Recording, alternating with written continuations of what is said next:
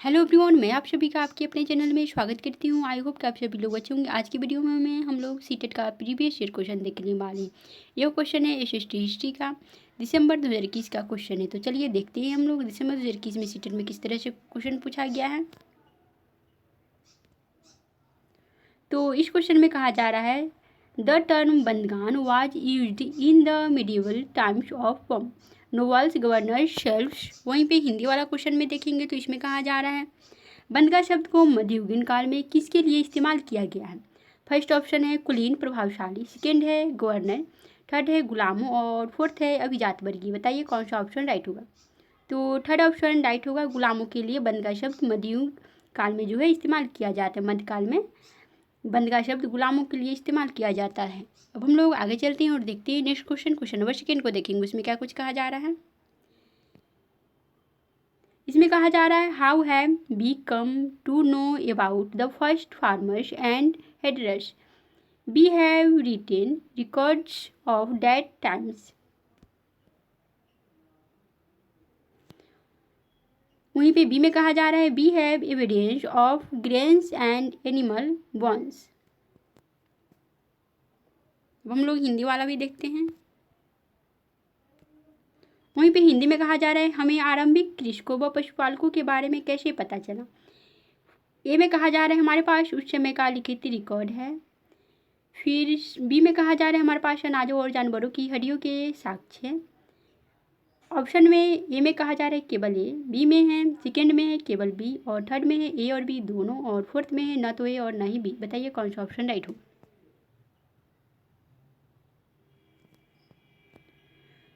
तो second option right होगा केवल बी। हमारे पास अनाजों और जानवरों की हड्डियों के साक्ष्य है, ये वाला सही है। और फर्स्ट ये जो है यानी फर्स्ट ये रॉन्ग है। हमारे पास उस समय का लिखित रिकॉर्ड है, ये गलत है। लिखित रूप में रिटन में तो रिकॉर्ड है ही प्राचीन काल का, आरंभिक कृषकों के समय का रिटन में कोई भी रिकॉर्ड नहीं है। तो ये ऑप्शन रॉन्ग है, सिर्फ बी वाला सही है। हमारे पास अनाजों और जानवरों की हड्डियों के साक्ष्य, तो सिर्फ बी वाला ऑप्शन राइट है। B have evidence of grains and animal bones. चलिए अब हम लोग आगे चलते हैं और देखते हैं नेक्स्ट क्वेश्चन नंबर थर्ड को देखेंगे। इसमें क्या कुछ कहा जा रहा है। यह आईने अकबरी से संबंधित है। Consider the following statements about Ain Akbari and choose the correct option. It was written by Abul फजल।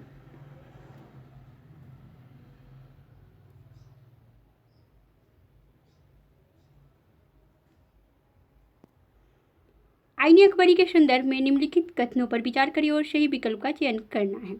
ए में है यह अबुल फजल द्वारा लिखा गया है। बी में है इसमें विभिन्न प्रकार की चीज़ों, फसलों, कीमतों, राजस्व और मजदूरी वगैरह का सांख्यिकी विवरण है। सी में है यह अकबर के पूर्वजों का विवरण देती है।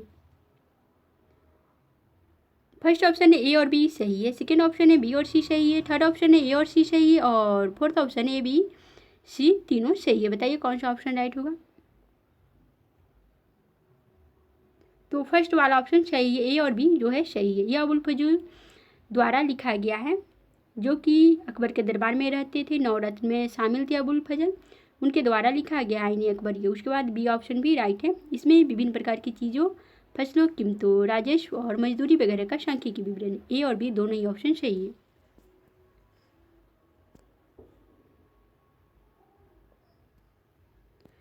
तो ए और बी ऑप्शन राइट है। It was written by Abul Fazl. फिर है it has rich statical details about crops, price, revenue and wage etc. A और बी दोनों ही राइट है, सी वाला रॉन्ग है। चलिए अब हम लोग आगे चलते हैं और देखते हैं नेक्स्ट क्वेश्चन नंबर फोर्थ को देखेंगे उसमें क्या कुछ कहा जा रहा है। यह भी स्टेटमेंट्स वाला ही क्वेश्चन है। Which of the following statements is correct about इक्तदार एंड जागीरदार।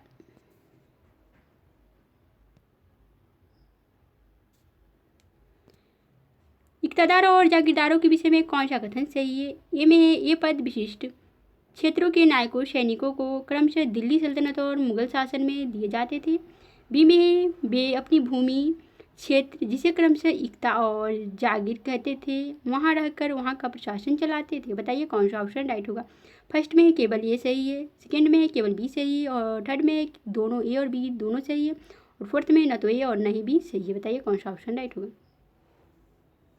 तो केवल ए सही होगा। हम लोग देखते हैं क्वेश्चन में कहा जा रहा है इक़्तिदार और जागीरदारों के विषय में कौन सा कथन सही है। तो ये वाला सही। ए पद जो थे विशिष्ट क्षेत्रों के नायकों सैनिकों को क्रमशः दिल्ली सल्तनत और मुगल शासन में दिए जाते थे। और बी वाला तो रॉन्ग है, क्योंकि इसमें कहा जा रहा है वे अपनी भूमि क्षेत्र जिसे क्रमशः इक्ता और जागीर कहते थे वहाँ रहकर वहाँ का प्रशासन चलाते थे। तो बी वाला रॉन्ग है, सिर्फ ये वाला सही है। चलिए अब हम लोग आगे चलते हैं और देखते हैं नेक्स्ट क्वेश्चन नंबर 5 को देखेंगे उसमें क्या कुछ कहा जा रहा है।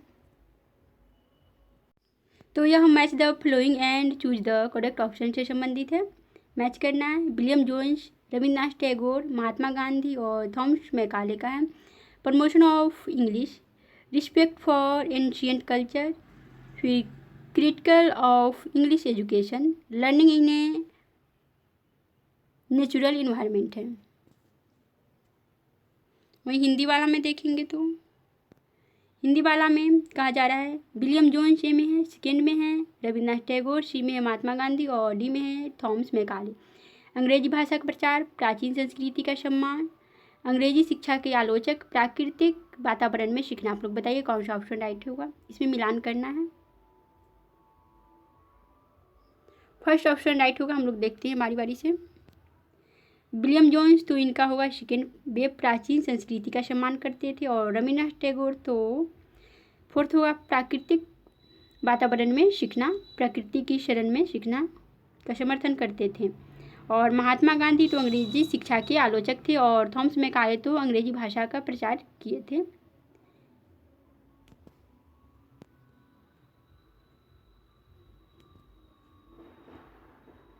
इंग्लिश वाला में भी फर्स्ट ऑप्शन राइट होगा।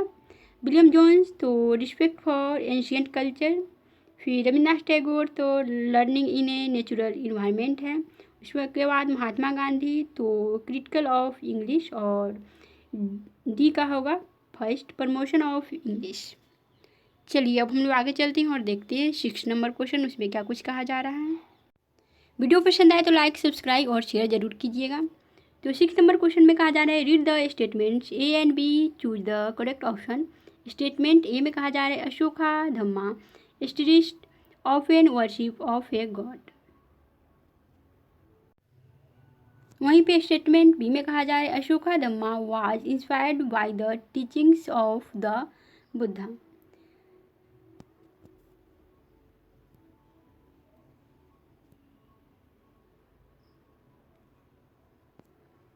हिंदी वाला में देखेंगे तो हिंदी में कहा जा रहा है कथन ए व बी को पढ़कर सही विकल्प का चुनाव करना है। कथन ए में कहा जा रहा है अशोक का धम्म ईश्वर की पूजा पर बल देता था।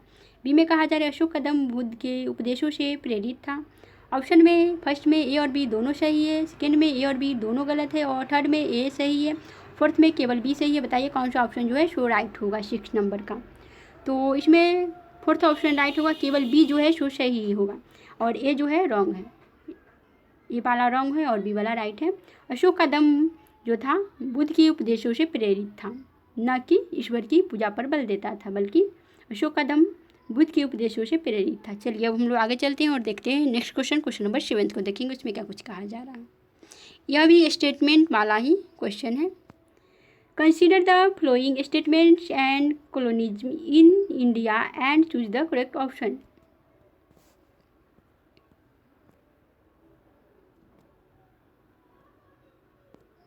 अपनी